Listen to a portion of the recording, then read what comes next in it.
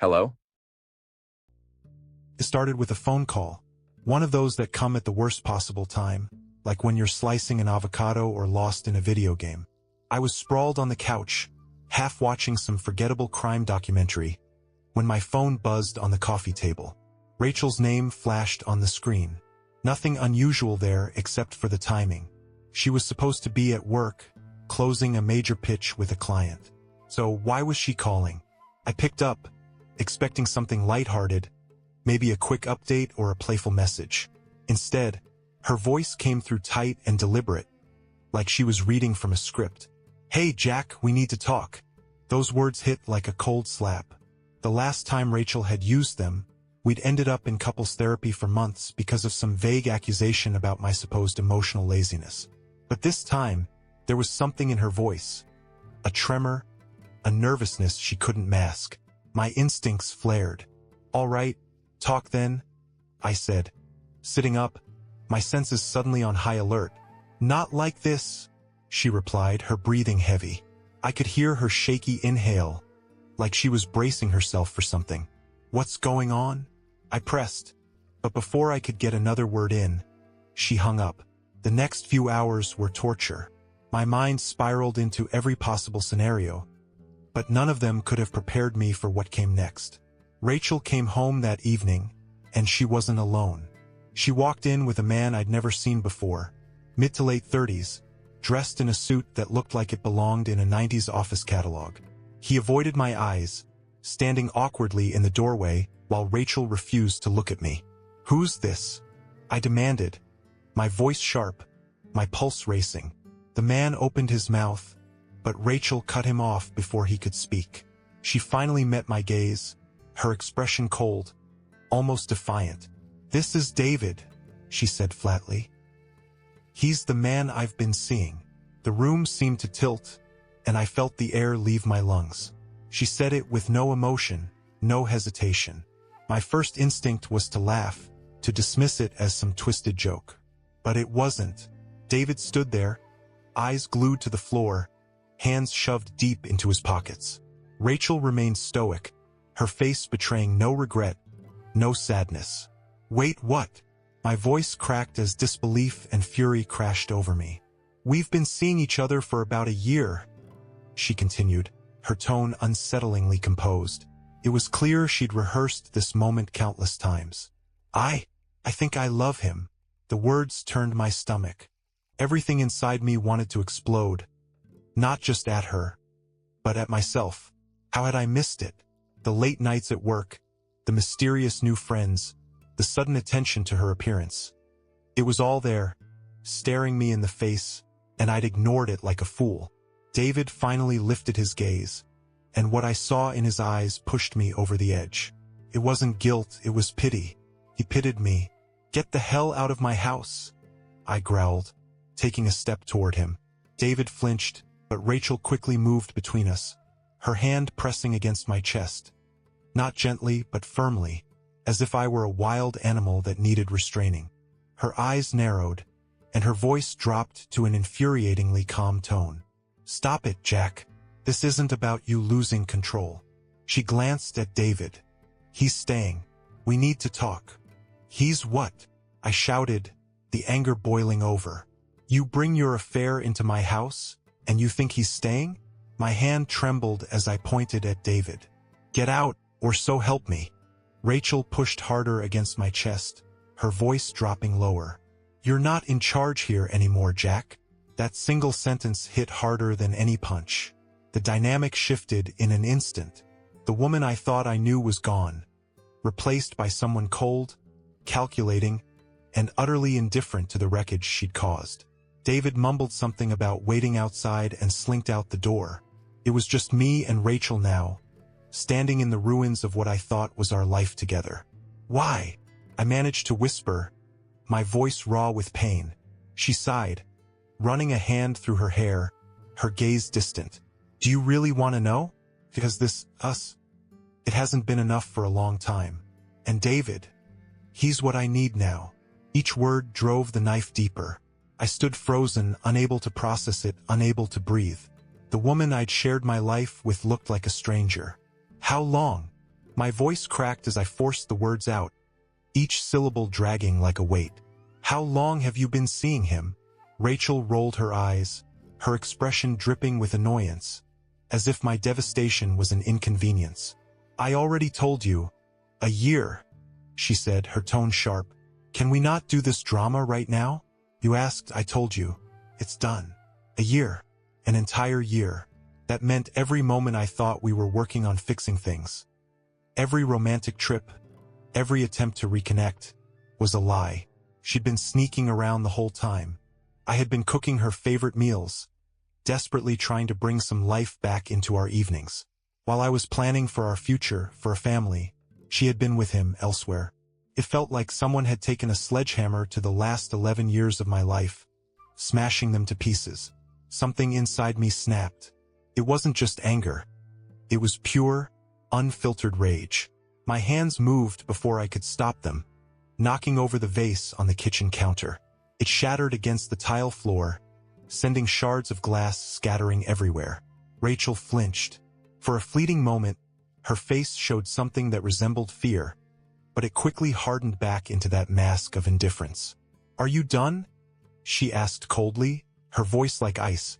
She stepped over the broken glass without a second glance, as though the mess I had made was nothing more than an inconvenience. No, Rachel, I'm not done. I spat, my words trembling with fury. You walk in here with that guy, tell me you think you love him, and expect me to just, what? Accept it? Let him stay here while we talk? What kind of person even does that? What happened to you? She shook her head slowly, almost pitying me. You really don't get it, do you? Her tone was condescending, as though I were some clueless child. I called you earlier because I wanted to give you a chance to hear it from me before everything comes out. David's wife found out. That's why I had to bring him here. The words hit like a punch to the gut. David's wife. I echoed, the taste of those words bitter in my mouth. It just kept getting worse. Every layer I peeled back revealed something even more rotten underneath. So, you're the other woman too? You're both destroying two marriages. For what, Rachel? For some thrill. Rachel crossed her arms, her lips tightening in irritation. Stop trying to make me the villain here, she said sharply. You were never around, Jack. Always at work, always in your own head. I needed more than what you were giving me. David understands me in ways you never could. And yes, he's married, or was. Soon enough, he won't be. This isn't just some fling. I stepped back, my heart pounding as rage mingled with something heavier, colder. So, that's what this is? You're just running away from everything because it got too real? Too hard. Rachel laughed. A hollow, mocking sound that was nothing like the warm, genuine laughter that had once lit up our evenings. Maybe I am, she said with a smirk. Or maybe I just realized I deserve to be happy. And you know what? I don't regret it. Her words were like a slap. There was no remorse, no sadness, no acknowledgement of the destruction she'd caused. And that's when it hit me. Rachel wasn't going to apologize. She wasn't going to beg for forgiveness or try to fix what she had broken. In her mind, she was in the right, and I was the fool who just couldn't see it. Suddenly, the front door opened, and David stepped back inside. His eyes darted around the room, taking in the shattered vase and the palpable tension. Is this a bad time? He asked hesitantly, his voice barely above a whisper. Rachel turned to him, and in that moment, it was like I ceased to exist. Her entire demeanor changed. Her eyes softened, warming as she looked at him. A look she hadn't given me in years. No, it's fine, she said soothingly, her voice gentle and comforting. She walked over to him and placed a hand on his arm. The kind of touch that spoke of intimacy, of a shared world I could never be part of. Something inside me broke. Watching her touch him like that, in my home, with the shattered remains of our life scattered around us, was more than a betrayal. It was a desecration. Grabbing my keys from the table, I turned toward the door, the metal biting into my palm. I couldn't stay there a second longer. I'm leaving, I said, my voice barely steady. And when I come back, I want you both gone. Do you hear me, Rachel? I want you out of my house. She didn't even acknowledge me. Her eyes stayed on David, as though he were the only person in the room. And that, more than anything, was the answer I needed. I slammed the door behind me, the sound echoing through the quiet hallway. I didn't know where I was going. I didn't have a plan. All I knew was that this was the end of us, of who I thought I was. And maybe, just maybe, it was the beginning of something else. I drove for hours that night, the road stretching endlessly ahead of me, the hum of the engine the only sound in the silence. No destination, no direction, just an empty highway and the weight of everything I'd lost. Eventually, I pulled into an empty parking lot on the edge of town, near a strip of closed stores and an abandoned diner. I turned off the car and sat in the darkness, the quiet wrapping around me like a suffocating cocoon. I'd been holding back the storm all night, but now, alone, it hit me full force. The tears came, hot and relentless, as I slammed my hands against the steering wheel. How could she do this? How could she look at me with those same eyes that once held warmth and love, and tell me I was nothing, that everything we had built was nothing but a joke? A guttural scream tore from my throat, muffled by the car's closed windows. But it didn't matter, no one was around to hear it anyway. My phone buzzed on the passenger seat, its screen lighting up. I glanced at it, ready to ignore whatever meaningless notification had come through. But then I froze. It wasn't spam. It was Stacy, Rachel's best friend. The one who had called me just the day before. The one who had sounded hesitant, like she was holding something back. Like she'd been on the verge of telling me something she wasn't ready to say. "Jack, I need to talk to you. I know about David. Please call me." The words blurred as I stared at the message, my heart pounding in my chest. Without hesitating, I called Stacy, my hands trembling as I pressed the buttons. After a few rings, she picked up. "Jack," she breathed, her voice a mix of relief and hesitation. I didn't think you'd answer. What's going on, Stacy?" I cut straight to the point, my voice still rough from the storm raging inside me. "You called me yesterday. You knew about David. You knew something. Just tell me everything." There was a long pause. I could almost hear her struggling with herself on the other end of the line. Finally, she spoke, her voice low, almost a whisper. "Rachel's been lying to you, Jack. I didn't want to get involved, but I can't stay quiet anymore. She's not just seeing David. She's been planning to leave you for months. She was waiting for the right moment, for everything to be convenient." The word hit me like a splash of cold water.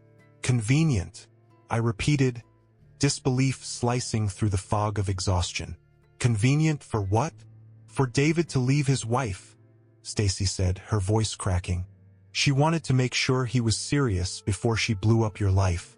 "But Jack, it's worse than that." She hesitated, and I could hear her swallow hard before continuing. "That's why my wife, who cheated on me with a married man 7 years ago, called me. That's what David's wife told me. Rachel's done this before." I froze, gripping the phone so tightly my knuckles turned white. "What are you talking about?" I forced the words out, barely able to breathe.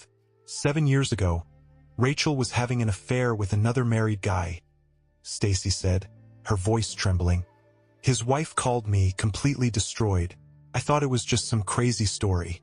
But now, seeing her with David, the way she's been behaving, it all makes sense.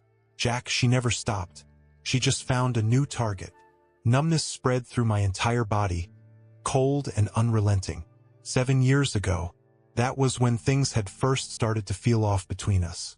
I had blamed it on stress, on work, on all the excuses we tell ourselves when we don't want to face the truth. I had no idea Rachel had been hiding something so twisted, so ugly. "Why didn't you tell me?" I finally managed to whisper, my voice raw. "Because Rachel's my friend," Stacy admitted, the guilt clear in her tone. "I thought she could change. I thought she'd grown up, that she wanted something real with you. But I can't keep lying for her, not after seeing what she's doing now. You don't deserve this, Jack. You deserve the truth." I hung up without a word, the phone slipping from my hand and landing on the seat beside me. 7 years. 7 years of deceit, of being played while Rachel spun her web of lies. And David, he wasn't the first. Not even close. The air in the car felt suffocating. I pushed the door open and stepped out into the cold night, desperate to breathe, to feel something other than the crushing weight of betrayal. The stars glittered indifferently above, scattered across the sky, uncaring of my pain. I tilted my head back, staring at them, wondering how many more secrets Rachel had hidden from me, how much of my life had been a lie. And then, something shifted inside me. The grief, the anger, the betrayal, they all hardened into something sharper, clearer. I wasn't going to let her do this to me anymore. I wasn't going to be the fool left in the dark while she lived her double life.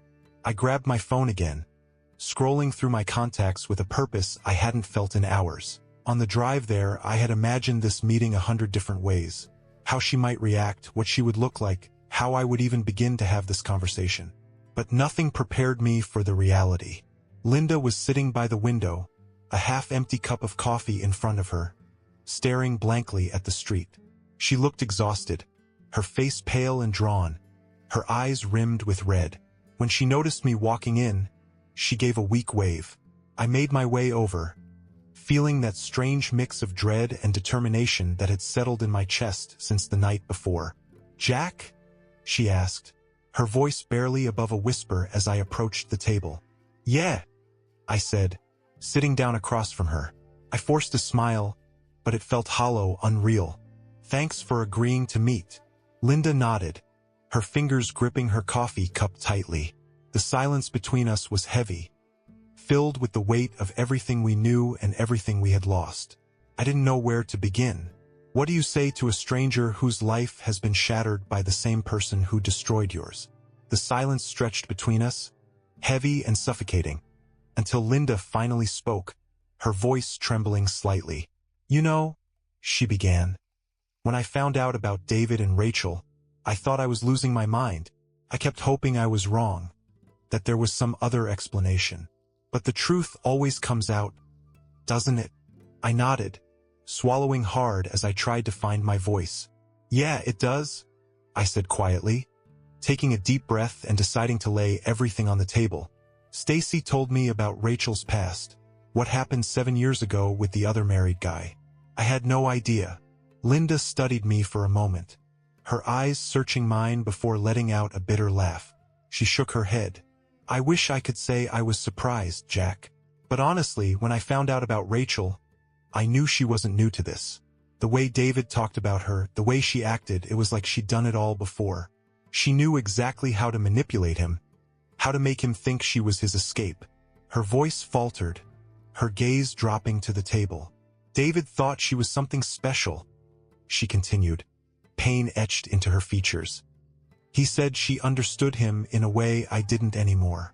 I don't think he ever realized how much he was throwing away for someone who was just playing a game." My jaw tightened as anger welled up inside me. Rachel's cold, calculated betrayal burned fresh in my mind. "She did the same thing to me," I said, my voice low and barely controlled. "She brought David to our house. She told me she thought she loved him, right in front of me, like it was nothing."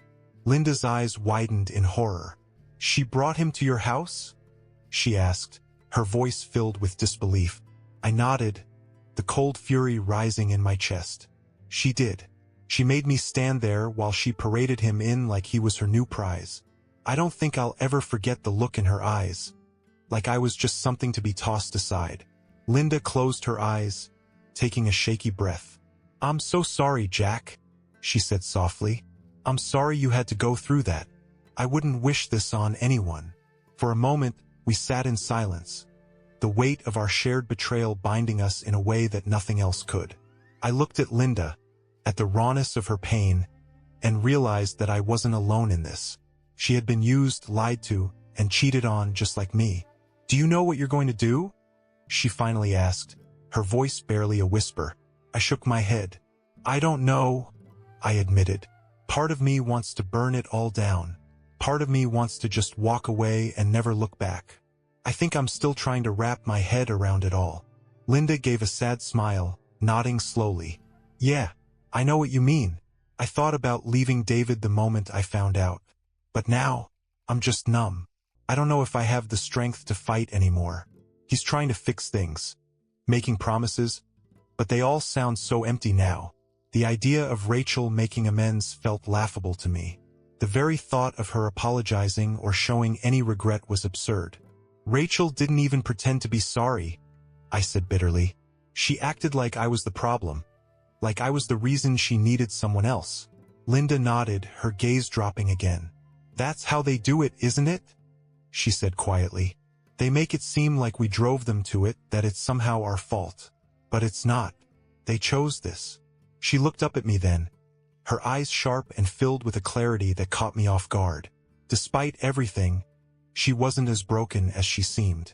We didn't do this to them, she said firmly. They did this to us, and we can't let them take any more from us, Jack. We deserve better than this. Her words struck something deep inside me, a flicker of strength I hadn't felt in days. She was right. This wasn't my fault. I wasn't the one who lied, who cheated, who betrayed everything we built. That was on Rachel and David. They made their choices, and now they had to live with the consequences. I took a deep breath and nodded. You're right. We deserve better. We deserve people who actually care about us, who won't lie to our faces. Linda smiled faintly, a small, sad smile that held a glimmer of hope. Yeah, we do. And maybe one day we'll find that. We talked for a while longer, sharing stories, venting our anger, and laying bare our sadness. By the end of it, I felt something I hadn't felt since this all began. A sense of relief. Linda understood in a way no one else could. She had been in the same chaos, the same betrayal, and somehow, talking to her made me feel less alone. As I stood to leave, I looked at her and, for the first time, felt a spark of hope. Thanks, Linda, I said, for meeting me, for listening. She nodded, her eyes still sad but with a strength that hadn't been there before. We're in this together, Jack. We'll get through it one way or another.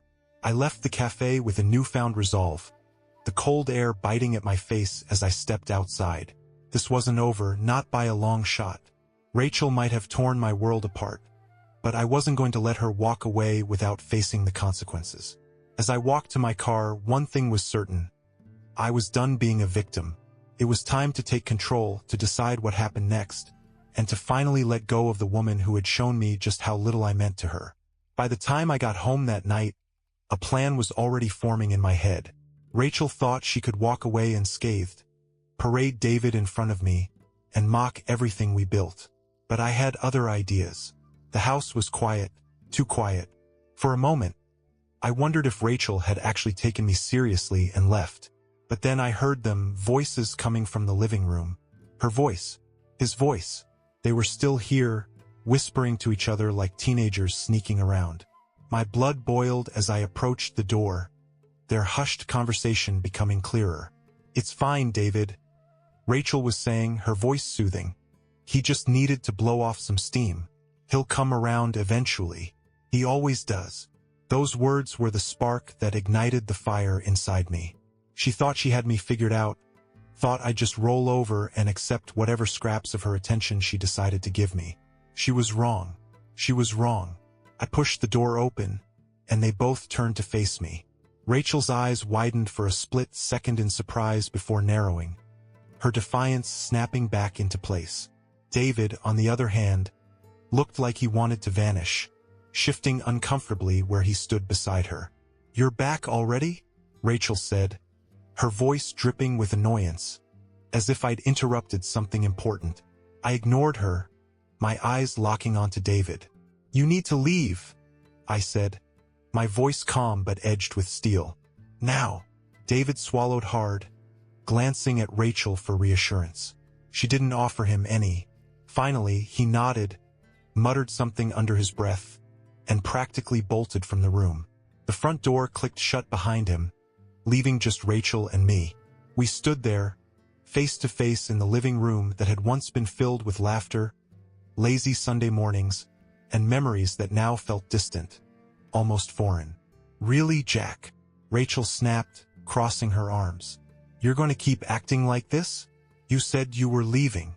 I stepped closer, my gaze never wavering from hers. You think you can bring him into my house and I'll just walk away? You think I'm going to let you rewrite our history and make me the villain? No, Rachel. You're not getting away with it that easily. She scoffed, her lips curling into a sneer. What are you even talking about? This is over, Jack. You and me, we're done. I've moved on. David and I. You and David are pathetic. I cut her off, my voice cold and steady. He's a coward, and you're just repeating the same mistakes. Stacy told me about the affair 7 years ago, about the other married guy. This isn't new, Rachel. You've done this before. You're not some victim who needed more. You're a liar, and you're destroying lives. For what? To feel powerful? For the first time, her defiance faltered. Shock flickered in her eyes. Her mouth opened as if to respond, but no words came out. I pressed on, unwilling to let her recover. You don't get to stand there and act like this is my fault. You chose this. You lied, snuck around, and brought him into my home. You made this mess, and you don't even have the guts to admit it. Her face flushed with anger, her voice rising as she snapped back. You think you're so perfect, Jack? You think you were such a great husband? You were distant, always obsessed with work. You didn't make me feel wanted. I let out a bitter laugh, shaking my head. And instead of talking to me, instead of trying to fix things like an adult, you ran off and did what you always do. You found someone else to fill the gap. But guess what, Rachel? You're never going to be happy this way. You'll keep running, keep lying, and you'll never find what you're looking for. Her eyes widened, her mouth moving as if to argue, but no words came. For a brief moment, the mask slipped, and I saw something else in her expression. Something that looked like fear. You're wrong, she finally whispered, her voice shaky. David loves me. He understands me. No, Rachel, I said, my tone softer but still firm as I took a step closer. David doesn't know you. He knows the version of you that wants to feel exciting and important. But he doesn't know the real you. And deep down, I think you know that too. Her gaze dropped to the floor, her arms falling to her sides. For the first time, she looked small, almost fragile, as if the weight of her actions was finally sinking in. I took a deep breath, feeling a strange calm wash over me. I had said what I needed to say. For the first time since this nightmare began, I felt a sense of release. This was no longer my burden to carry. It was hers. I want you out of the house, Rachel, I said, my voice steady. Take whatever you need, but I want you gone by tomorrow. I'll be talking to a lawyer. We're done. She looked up at me, her eyes reflecting something I couldn't quite place. Fear, regret, maybe even a hint of realization. But it didn't matter. Whatever she felt now, whatever she finally understood, it was too late. The damage was done and there was no going back. Rachel didn't say anything. She nodded faintly, then turned and headed for the stairs. I watched her go, an emptiness settling in my chest. This was the end. Not the way I had ever imagined it, but the reality I now had to face. As her footsteps faded, I turned and stepped out into the cool night air. David was standing by his car, his face pale and drawn. His eyes widened when he saw me, like he wanted to speak, but I didn't give him the chance. I walked past him without a word, got into my car, and drove away. This wasn't about Rachel or David anymore. It was about me, about rebuilding, moving on, and letting go of the weight I had carried for far too long. As the night stretched out before me, one thing became clear. I was going to be okay. Rachel had tried to break me, to tear apart everything we had built, but I was still standing. And now it was time to start over, to find something real, something true, something that couldn't be shattered by lies and deceit. I woke up the next morning in a no-name motel on the edge of town. The sun was peeking through the thin curtains, and for one brief, blissful moment, I felt nothing. No pain, no anger, just an empty, peaceful clarity. But then it all came flooding back. Rachel, David, the betrayal that had gutted me and left everything I thought I knew in ruins. The room felt cold, the kind of cold that seeps into your bones, and I knew I couldn't stay there. It was time to face what came next, to deal with the reality of what needed to be done. I drove back to the house in silence, my thoughts churning with everything that had happened. What would I find when I walked through that door? Would Rachel still be there, lingering, waiting for one last fight? Would David still be skulking around, desperate to prove something? My hands gripped the steering wheel tightly, my knuckles white as I braced myself for whatever lay ahead. When I pulled into the driveway, the sight of the empty space where Rachel's car had been hit me like a punch. It wasn't just an absence. It was a hollow, echoing reminder of what had been lost. The front door was unlocked, and as I stepped inside, the house felt eerily quiet. It wasn't just her absence I felt. It was as though the house itself had been drained of life. The memories we'd built there, the laughter, the warmth, they all felt like they had evaporated overnight. Boxes were stacked by the door, filled with clothes, books, and other odds and ends she hadn't bothered to take yet. I didn't even look inside. Letting out a deep breath, I walked into the living room, where something on the table stopped me in my tracks. An envelope. My name was scrawled across the front in Rachel's handwriting. For a moment I considered tossing it away unread. But curiosity won out, and I tore it open, the paper crinkling loudly in the silence. Her handwriting stared back at me, neat and practiced, and I forced myself to read. I crumpled the note in my hand, her words barely sinking in. "Hope I understand why you did it." The arrogance of it almost made me laugh. This wasn't about understanding her reasons or seeing her side.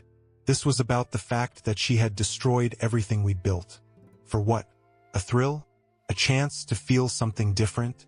I tossed the note onto the table, letting it fall on top of the boxes she'd left behind. That was her version of an apology. A few vague lines about not wanting to hurt me and a weak justification that did nothing to ease the damage she had caused. Turning away, I refused to let her have any more space in my mind. She was gone, and that was that.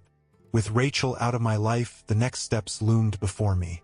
I needed to call a lawyer, to sort through the mess of our shared accounts, our possessions, and everything we had once merged into a single life. The thought of untangling it all felt daunting, but at the same time it felt like freedom. For the first time in years, I was reclaiming myself. I scrolled through my phone until I found the number of a divorce lawyer someone had recommended. My thumb hovered over the call button, my stomach twisting with uncertainty. This was it, the official end. Once I made this call, there would be no turning back, no reconciliation, no hope of fixing what was broken. But that hope had died the moment Rachel brought David into our home. I pressed the button and held the phone to my ear, listening to the ringing echo in the empty house. A crisp, professional voice answered, and I introduced myself, explaining my situation in detached terms. The lawyer asked a few questions, listening patiently, and by the time I hung up, I felt a weight lift off my shoulders. This was the right thing to do. I couldn't keep living in limbo, clinging to the remnants of a life that had already crumbled to dust. I needed to move forward, to start building something new, something that was mine, free of Rachel's lies and betrayal. The rest of the day was spent packing up her things. I shoved her clothes into boxes without caring if they were wrinkled or folded neatly. I moved through the house like a man on a mission, driven by the need to purge every trace of her from my life. By the time I was done, the living room was filled with boxes, each one labeled, each one holding the last fragments of what had once been our shared life. I called a moving company and arranged for the boxes to be taken to her new address. She hadn't told me where she was going, but Stacy had. It felt fitting, Rachel leaving without a word and me tying up the loose ends. Later that night, as the last box was loaded onto the truck, I stood in the doorway, watching the taillights fade into the darkness. The house was mine again, empty, quiet, and ready for whatever came next. I walked inside, closing the door behind me, and for the first time in weeks, I felt something close to peace. The shadows that had once been filled with secrets and lies were now empty, stripped of their power. Rachel was gone, and I was still standing, still here, still ready to move forward. Grabbing a beer from the fridge, I settled onto the couch and stared out the window at the night sky. The silence wasn't haunting anymore. It was comforting. The emptiness of the house wasn't a reminder of what I'd lost but of the potential for what I could rebuild. My own life, my own choices. I thought about Linda and the look in her eyes during our conversation at the cafe. Determination and sadness, interwoven into something that spoke of survival. We'd both been betrayed, both left to pick up the pieces of someone else's destructive choices. But we were still here, and maybe, just maybe, we could both find a way to start over, to build something real. I took a sip of my beer, the cool liquid a stark contrast to the warmth spreading in my chest. I didn't know what the future held, whether I'd ever find love again or even wanted to, but I knew one thing: I was free. Free from the lies, the betrayal, and the weight of a marriage that had been broken long before I'd realized it. That freedom didn't scare me anymore. It felt like a beginning, a chance to create something from scratch. For the first time in a long time, I felt hopeful. Not for Rachel, not for what we'd lost, but for myself. For the person I could become and the life I could build. A week passed, and in that time the house began to change. I repainted the walls, replacing the dull, familiar colors with something fresh. The old couch Rachel had loved was swapped out for something sleek and modern. Something that felt like me. I bought new dishes, changed the bed sheets, and threw out her old throw pillows. Each change felt like peeling away the remnants of what had been ours, marking the start of something that was mine. It was therapeutic. With every adjustment, the house felt less like a monument to our shared past and more like a space that belonged to me. I had just finished painting the guest bedroom a cool, calming shade of blue when there was a knock at the door. Wiping my hands on a rag, I frowned. It was late, and I wasn't expecting anyone. My first thought was Rachel, but I dismissed it immediately. She was too proud, too stubborn to show up here after everything that had happened. When I opened the door, it wasn't Rachel. It was David. He looked terrible. His face was pale, his eyes rimmed with exhaustion, and he stood there on the doorstep with his hands shoved deep into his pockets. For a moment, he just stared at me, like he wasn't sure why he'd come. A wave of anger rose inside me, my jaw tightening at the sight of him. This was the man who had stolen Rachel away, who had stood in my living room as if he had any right to be there. The man who had looked at me with pity. "Jack," he finally said, his voice low and hoarse. "Can we talk?" Every instinct told me to slam the door in his face, to tell him to get the hell off my property and never show his face here again.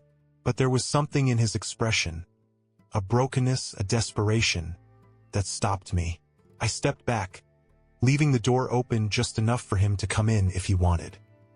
He hesitated before stepping inside, his eyes darting around as if expecting Rachel to appear. I led him into the living room, and we stood there in awkward silence, the tension between us thick and suffocating. "What do you want, David?" I asked coldly, my tone making it clear I wasn't in the mood for pleasantries or apologies. He swallowed hard, his Adam's apple bobbing as he finally spoke. "Rachel left me," he said, his voice cracking. "2 days ago. She packed up her things and walked out. She didn't even say goodbye." I stared at him, my anger momentarily mingling with surprise. "She left." He nodded, running a hand through his disheveled hair. "I thought she loved me," he continued, his voice trembling. "I thought she wanted a life with me, but she used me, Jack, just like she used you. She blew up her life and mine. And when the dust settled, she moved on without a second thought." A bitter laugh escaped my lips, echoing in the empty room. "And what exactly do you expect me to say to that, David?" I asked, my voice dripping with disdain. "You think I'm going to feel sorry for you? You think I'm going to help you pick up the pieces?" I shook my head, my anger flaring. "You destroyed my marriage, David. You came into my home, stood there like you had some right to be there, and took what wasn't yours.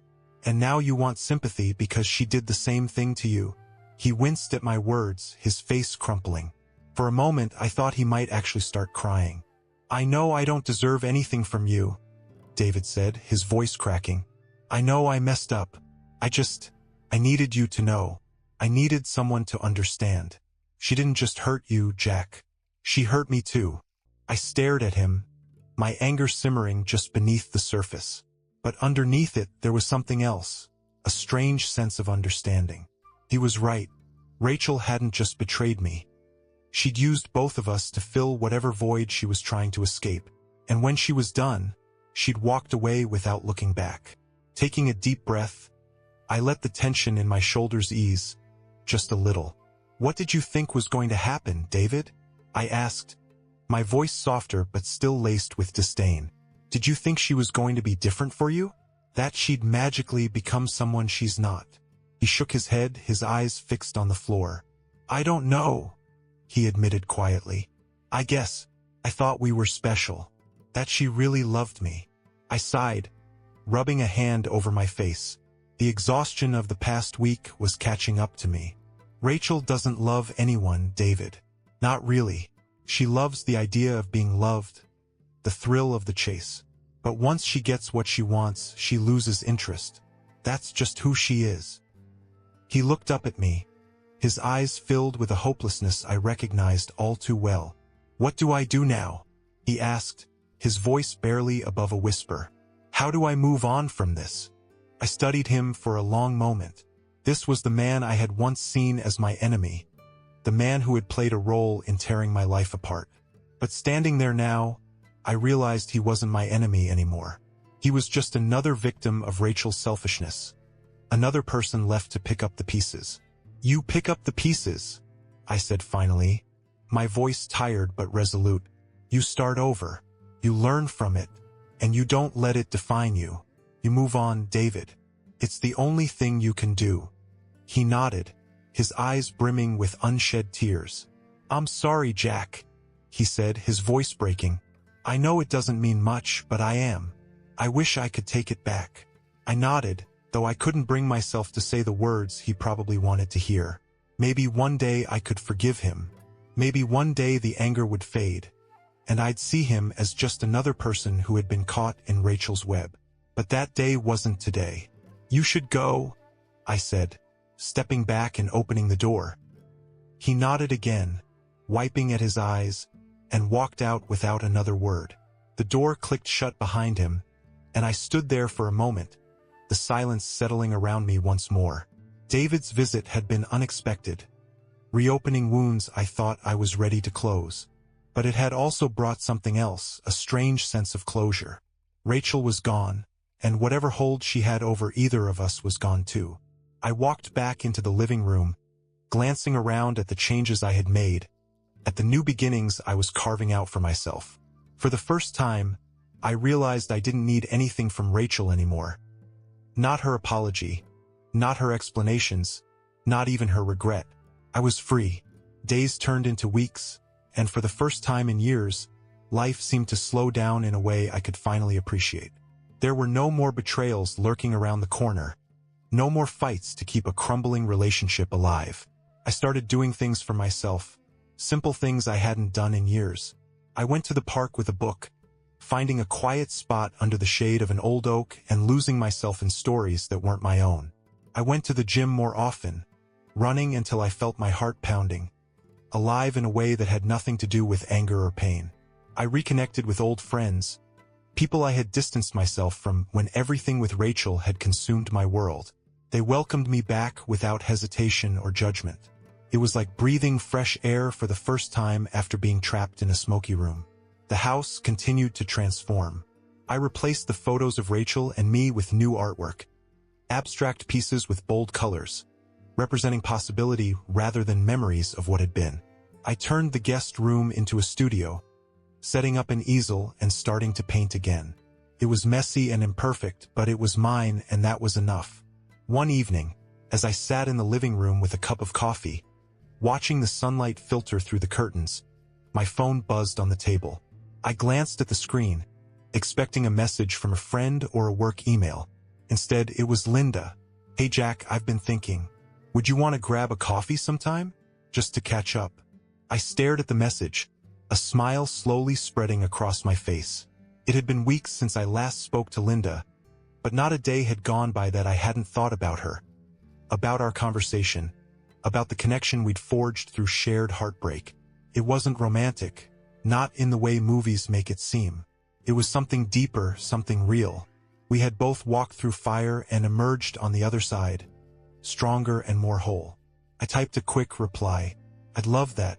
How about this weekend? Her response came almost immediately. Sounds perfect? Smiley face.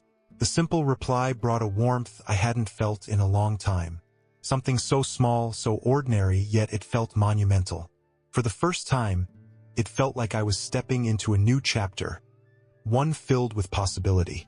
When Saturday came, I found myself surprisingly nervous. It wasn't a date, I reminded myself. It was just coffee. Two people who understood each other, who had walked through the same fire and come out the other side. But as I stood in front of the mirror, adjusting my shirt and making sure I didn't look like I just rolled out of bed, I realized it mattered more to me than I was ready to admit. We met at a small cafe downtown, the kind of place with mismatched furniture and a warmth that instantly made you feel welcome. Linda was already there when I arrived, sitting at a corner table with her hands wrapped around a steaming mug. She looked up as I walked in, her lips curving into a soft smile. "Jack," she said, her voice light, almost relieved. "I'm glad you came." I smiled back as I slid into the seat across from her. "Of course. It's good to see you, Linda." At first, we talked about the small things, work, hobbies, the books we were reading. The conversation flowed easily, naturally, and before I knew it, I was laughing more than I had in months. Linda had a dry sense of humor I hadn't noticed before, and her eyes lit up when she spoke about the things she loved. Cooking, hiking, and the art classes she'd recently started. Eventually, the conversation drifted, as it always seemed to, back to Rachel and David. But this time, it didn't hurt the way it used to. It felt more like we were examining something from a distance, something that had happened long ago and no longer held any power over us. "How are you holding up?" Linda asked, her eyes meeting mine with genuine concern. I paused, thinking about her question, and then nodded, a small smile tugging at my lips. "I'm okay, actually. Better than okay. It's strange, but I feel free. For the first time in a long time." She returned my smile, her expression softening. "Me too. It's like I can finally breathe again. Still hurts, but it's different now. I'm not carrying it with me everywhere I go." We fell into a comfortable silence, sipping our coffee and simply enjoying the moment. As I looked at Linda, I realized that maybe this was what healing looked like. Not a sudden revelation or an overwhelming rush of happiness, but quiet, genuine moments like this. Moments shared with someone who truly understood. "Jack," she said, breaking the silence. Her voice was hesitant, uncertain. "Do you ever think about what's next for you?" I met her gaze, seeing the question in her eyes. I reached across the table, my fingers brushing against hers. A small gesture, but one that felt like a promise. "I don't know what's next," I said honestly, "but I think I'd like to find out, one step at a time." Her smile widened, her fingers curling around mine. In that moment, something shifted inside me. It wasn't love, not yet, but it was real. It was solid. It was the beginning of a new story, one I could write on my own terms. We spent the rest of the afternoon talking, laughing, and sharing stories. By the time we left, the sun was setting, painting the sky in shades of pink and orange. I walked Linda to her car, and as she turned to leave, she paused and looked back at me. "Jack," she said softly, "I'm glad we're in this together." I smiled, warmth spreading through my chest. "Me too, Linda." She gave me one last smile before getting into her car and driving away. I stood there for a moment, watching her taillights disappear down the street. The air was cool, the sky darkening, and I took a deep breath, feeling a sense of peace settle over me. Rachel had tried to destroy me, to take everything I was and leave me with nothing. But she hadn't succeeded. I was still here, still standing, still ready to move forward. And now I wasn't alone. As I walked back to my car, I felt a flicker of hope. Hope I hadn't allowed myself to feel in a long time. The past was behind me, and the future, whatever it held, was mine to shape. For the first time, I felt truly free. Goodbye.